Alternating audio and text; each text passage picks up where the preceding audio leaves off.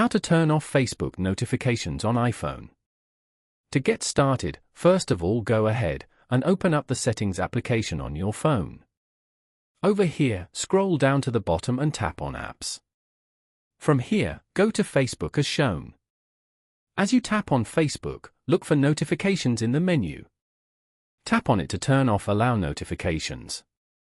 Go back and you'll see the notifications are turned off now. When you turn off Facebook notifications, you stop receiving alerts for comments, likes, tags, friend requests, and messages. As long as it's turned off, you'll no longer receive any notifications. You have to turn it on again if you're willing to receive notifications. Following these steps, you can easily turn off Facebook notifications on iPhone. Thank you for watching. Please leave a like if this tutorial helped you, or leave a comment below if you have any questions related to the video.